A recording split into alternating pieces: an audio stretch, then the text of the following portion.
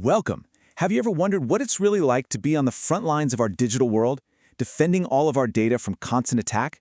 Well, today we're going to crack open the playbook of a cybersecurity analyst and see exactly how they protect everything, from your bank account all the way to national secrets. Let's dive into the core strategies they use to win this invisible war. I mean, that's the real challenge, isn't it? The threats are so often silent, they're unseen, and they could be operating from literally anywhere in the world. So cybersecurity analysts have to be ready for anything, and it all starts with a core set of principles. You know, the entire mission of cybersecurity, the whole thing, is built on three foundational objectives. You can think of these as the North Star for every single decision an analyst has to make. To answer the big questions of security, analysts really rely on a model known as the CIA triad. And no, not that CIA. This stands for confidentiality, integrity, and availability. As you can see, these three concepts are totally interconnected, and they form the bedrock of any strong defense. Get just one of these wrong, and the whole structure can come tumbling down. Okay, first up is confidentiality. This is really the principle of secrecy. It's all about making sure that private information stays private. It's like a locked safe that only the right people have the key to. When this fails, that's when you see those massive data breaches where sensitive customer info gets leaked all over the internet. Next, we've got integrity, and this one is all about trust. We absolutely need to be certain that our data is accurate and hasn't been secretly altered. Just imagine if this fails. A criminal could change bank records to steal money, or even worse, alter a patient's medical records. Integrity guarantees that the data you're looking at is the data that's supposed to be there. And finally, there's availability. Now, this might sound simple, but it is so critical. The system has to work when you need it to. If you can't access your own data because of some kind of attack, security has failed. This is exactly what happens in a ransomware attack, right? A hospital's systems get locked up, making them completely unavailable to doctors and patients who desperately need them. So, now that we know the mission, protecting confidentiality, integrity, and availability, how do we actually get ready for the battle? Well, before you can defend your territory, you have to understand the landscape and pinpoint where the dangers are hiding. So, what's a threat? It's any potential for harm. And what's really interesting here is that it's not just about malicious hackers and hoodies. A threat could be a natural disaster, like an earthquake that takes out a data center. Or it could even be an honest mistake by an employee who accidentally exposes data. A vulnerability, on the other hand, is a weakness. It's a crack in the armor. It could be a piece of software that hasn't been updated, a really weak password policy, or a server that's just not configured correctly. It's the exact opening a threat might be looking for. Okay, and this is the crucial point. Risk only truly exists where a threat and a vulnerability overlap.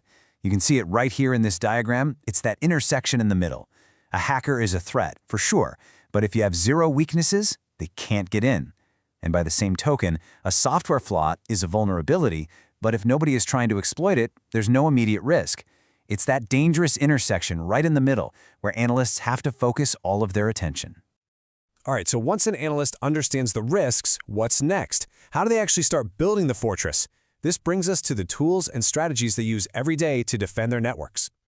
The first line of defense is almost always the firewall. I want you to think of it like a digital security guard standing at the only gate to your network. It inspects every piece of traffic trying to come in or go out. And based on a really strict set of rules, it decides what's safe and what's not.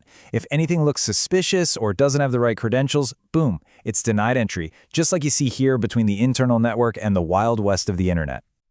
But hey, a single wall around the outside isn't enough. Smart analysts use a strategy called network segmentation, and it's basically the idea of not putting all your digital eggs in one basket. As this slide shows, they use internal firewalls to create these isolated zones. That way, if an attacker does breach one part of the network, the damage is contained. They can't just automatically waltz over and access everything else. Now, for a really clever tactic, the honeypot. This is where things get sneaky. It's a decoy. Analysts will set up a fake system that looks really valuable and vulnerable, just to attract attackers. When the attackers take the bait, the analysts can study their techniques, learn about new threats, and basically waste the attacker's time, all while the real systems stay perfectly safe.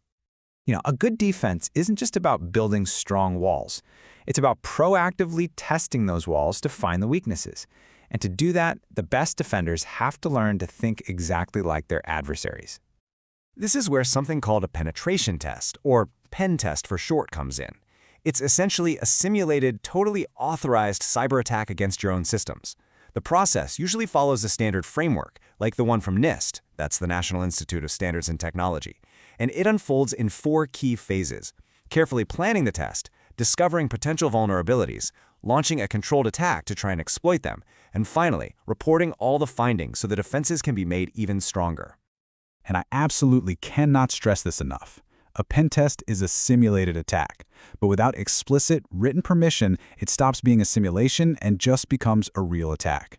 The only line between ethical hacking and illegal activity is authorization, and that is a line you must never, ever cross. The world of cyber threats is just moving at lightning speed. To keep up, the role of the analyst has had to evolve. It's not just about manual defense anymore. It's about being smarter, faster, and way more efficient. So how on earth do they keep up? Well, it all comes down to efficiency. First, they standardize by creating playbooks for common incidents so they're not reinventing the wheel every time.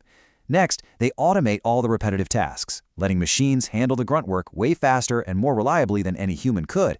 And finally, they integrate their tools into a single dashboard, a single pane of glass, so they can see everything that's happening at once. This is where these really powerful technologies like SOAR, which stands for Security Orchestration, Automation, and Response, come into play. You can think of a SOAR platform as the conductor for a whole orchestra of security tools, getting them all to work together automatically. So when a threat is detected by one tool, SOAR can trigger actions in other tools to contain and respond to it in a matter of seconds. And looking to the future, the real game changer is machine learning. Security systems generate a mind-boggling amount of data, way too much for any human to analyze. But machine learning algorithms can sift through all that noise, spot anomalies, and identify the truly dangerous threats, letting analysts focus their brain power on what really matters.